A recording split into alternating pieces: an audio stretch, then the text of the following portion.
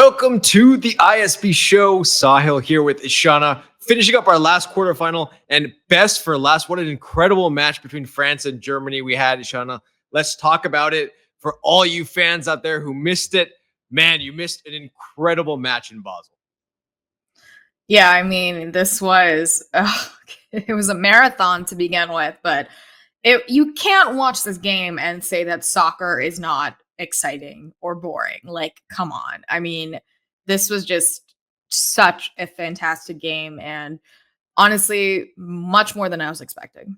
So many storylines. Let's start at the beginning for this match. So Germany goes down to 10 men. I should say 10 women in this case, but on an incredible, I don't know what Hendrik was thinking, pulling someone's hair in the box. It's unbelievable. I have no idea. It was kind of giving like Lauren James stepping on Alozie in the World Cup. Like, this is such a pivotal moment for your team.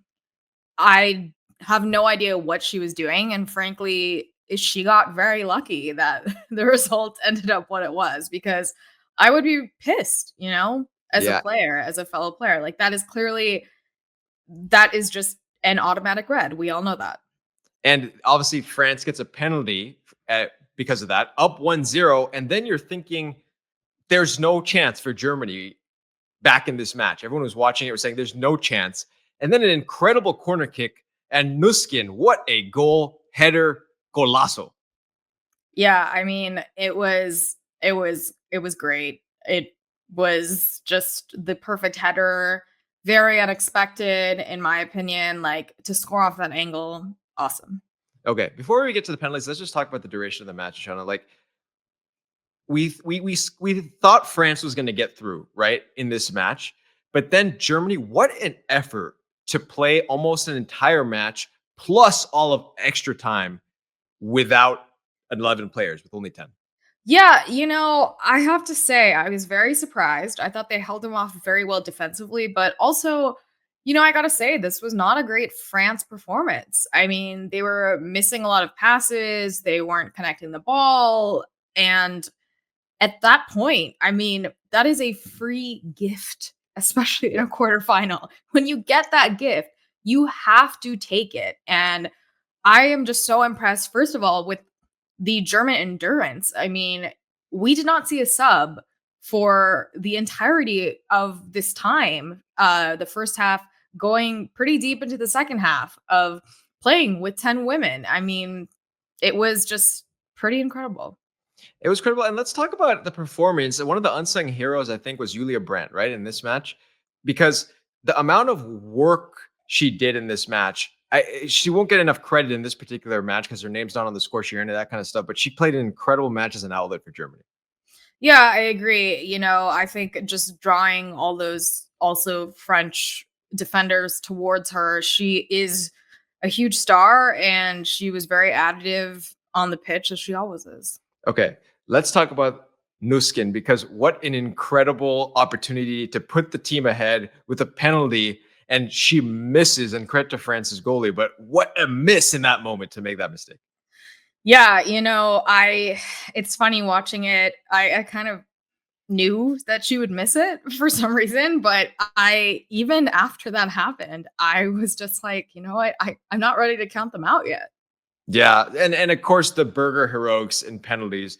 What an incredible. Well, let's pull it back for a second. Let's just focus on her getting that incredible save that was quite nearly an own goal. I mean,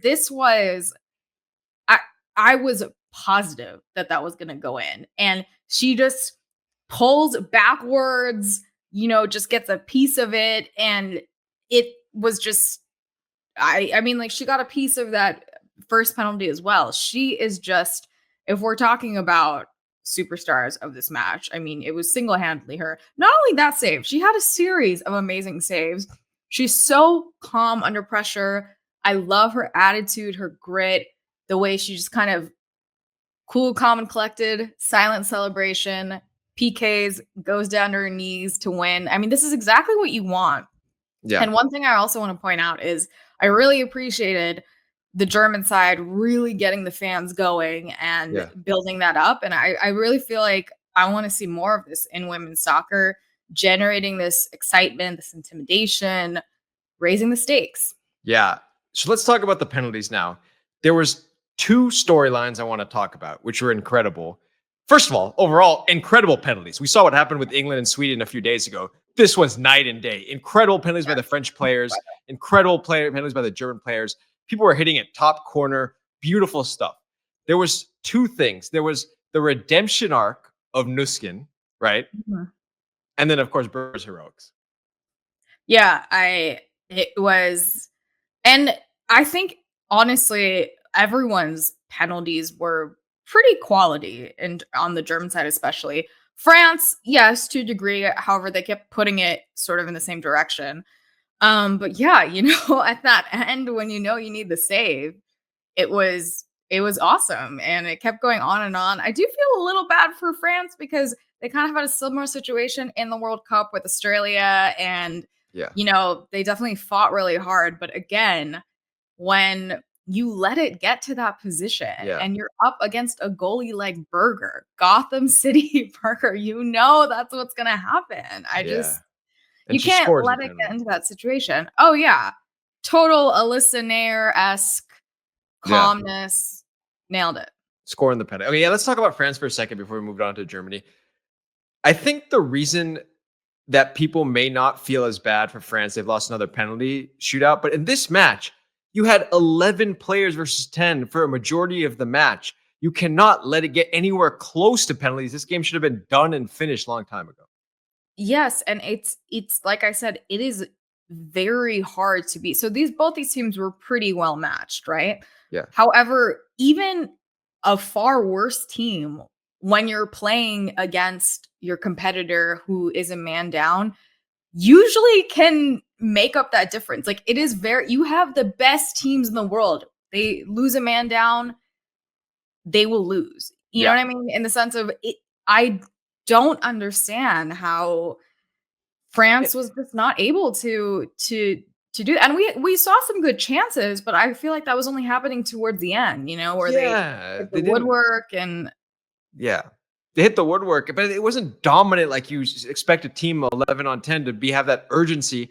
And then they were up. We forget about they're winning the match. There's no reason to let Germany back into the match on mm, 10 players, right? So, okay. Finish off with Germany. By the way, Shauna, that completes your picks 4 out of 4. Congratulations. You were correct on all 4 picks. And now obviously wait, did saying I say that Germany? I thought I said You France. said Berger will win penalties. Yes. You Did I changed say your pick. that? You did. You made Oh my the little audible at the last minute to do that. But wow. this German team, after winning an incredible match like this, I mean, they're just going to take so much confidence out of this into the next match, right? Yeah, and I was really I started off the game and I was going for France because I feel like they've performed very well in this tournament, and I thought that they would be a better competitor for Spain.